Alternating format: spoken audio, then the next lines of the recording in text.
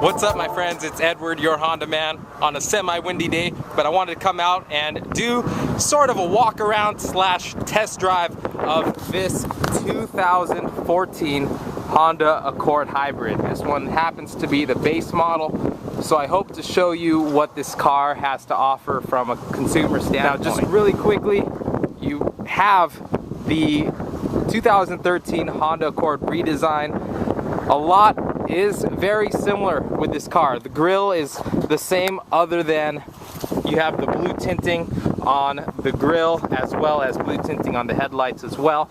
On the touring model, you will have a radar cut out right there for your adaptive cruise control. So this one is the base model. It's not the touring or the EXL. So this one has the cloth seats. You still get these 17-inch alloy wheels with the black paint on them. Coming along the back, you still have your tint on your tail lights there. You also have a rear spoiler. You have the hybrid badging there. This car is estimated to get 50 miles per gallon in the city, and on the highway 45 with a combined of 47. Has a 2-liter engine. This car does have smart key entry. This is what the key fob looks like. Has a blue tint to it. As long as you put it in your pocket, you can walk up to the car, and once you touch the inside of the door handle, it will unlock. You can lock it also by pushing this button. So that locked it, and that unlocked it. Pretty nice. Even on the base model, you still get seat. You still have leather wrapped armrest. There's your EV button that allows you to go in 100% electric mode. And here's a closer look at the materials they used for this car. Sitting in the back, it's very spacious. As you can see, there is an indentation up in the headliner, which allows even more space for someone to sit in the back.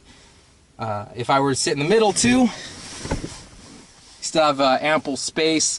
I am 5'8", so just to give you a good overall gauge, very comfortable. This seat is as far back as I sit, and I generally sit pretty far away from the steering wheel. So that's how it's set. You see, I still have a lot of room in front of my knees. There's also this fold-down armrest. The thing you do lose on the hybrid Accord over the regular CVT or V6 model is the ability to fold these seats forward or even have a pass-through, simply because the battery is in the area, so you can't fold. You still get your air vents back here. That's very important for people who are sitting in the back for a longer period of time. In terms of trunk space, you will have a bigger trunk space if you go with the normal Honda Accord. The reason you don't have as much space is because the battery, once again, is in the back. One thing I didn't mention is on the shift lever, you do have the regular drive, and you also have this B. And what that B stands for is regenerative braking. And what is essentially happening is when you do brake, the wheels are actually going to generate the momentum that you're kind of taking away, and it turns it into more power for the battery. So it'll convert your braking into more energy to save you more fuel. You do have your push button start here. That's what your instrument panel looks like. You have your fuel monitor right here and your battery monitor up there. Right here, you will get to see real time what your engine is doing, whether it's charging the battery or expending its power. Right in the middle there, you have real time miles per gallon as well as the odometer. Right below, you do have your outside temperature. On the display, you will be able to show multiple things on that. One of the things is this current drive. You can also play your audio as well. So you have a wallpaper, trip history, or your info and settings. On your steering wheel, you have this display button right here, which does scroll through the different displays on your IMID. You also have your audio controls right here. Here's your Bluetooth. Right here is your display setup for the instrument panel. So if we go out a little bit, we can scroll through the different settings and the different displays there. Have your oil life, and then this display right here shows what is actually happening in the car. This one is showing the cruise control is on. You can toggle on and off with the cruise control. But up here you have your engine, down here you have your battery, and those other kind of pictures are your tires. So it just shows what is going on with the power at the moment.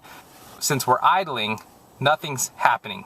It's just sitting, and it's just ready for us to start moving. And now for the test drive portion. All right, let's go, shall we? Go ahead and put it into drive. So my goal with this test drive is really to give you a good sense of what the car handles like, as well as the road noise and overall feel of the vehicle. One thing I did want to mention with the suspension of this car versus the normal gas-powered model is the dampeners are a bit different. They actually took the dampeners from the Acura line and put it onto this vehicle, giving it a less body roll as well as a quieter ride. So it definitely feels a bit more solid. So if you've driven the regular Accord, this one will definitely feel a little bit different. So at the moment, this display is telling me the gas engine is what's doing all of the work at the moment.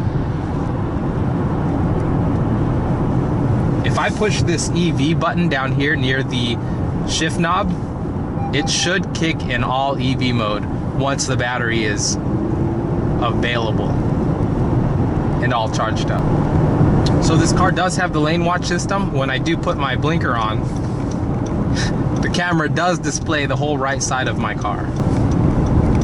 When I took my foot off the gas, what's happening is the regenerative power from the tires are actually putting more power back into the battery. Going back to the dampeners, I can really feel less body roll when I was exiting off of that turn.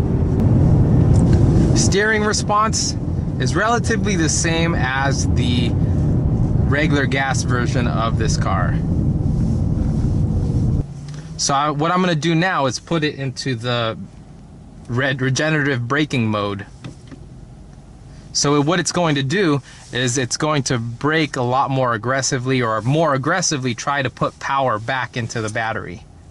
One question I get a lot is, what's the difference between this system and the IMA system that Honda used to make?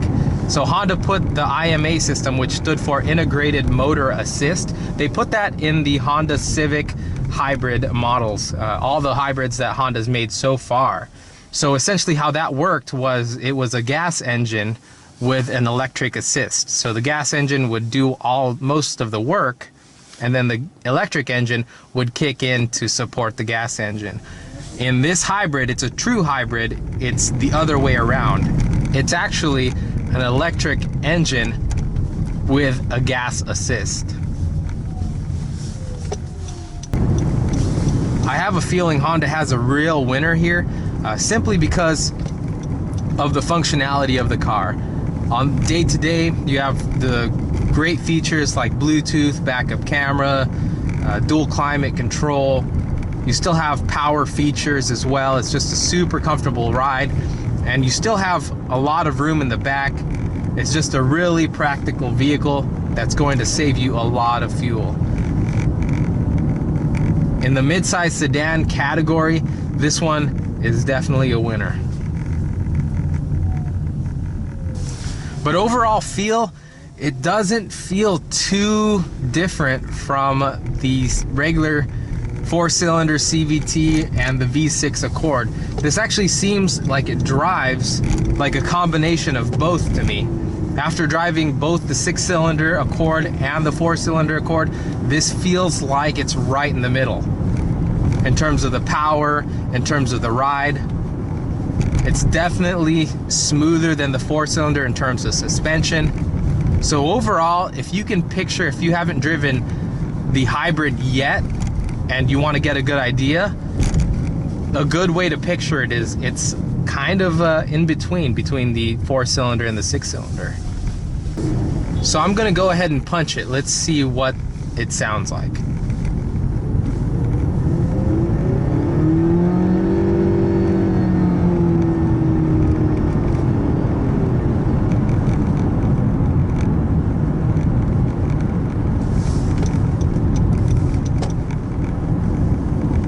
Yeah, it didn't sound like it was struggling at all.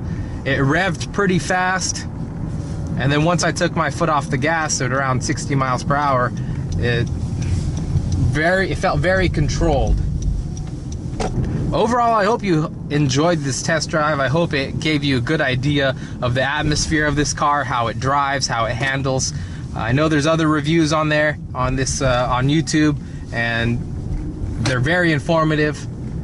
I hope this one gave you a good idea of what it's like behind the wheel. I will continue to do more videos as Honda puts out more cars.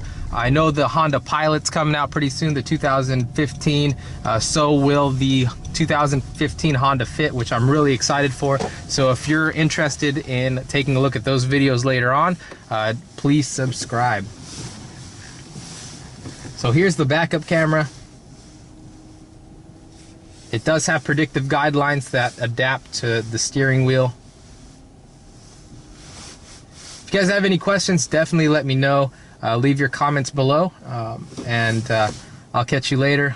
Once again, I hope this video was helpful for you, especially if you are in the market to buy a 2014 Honda Accord Hybrid.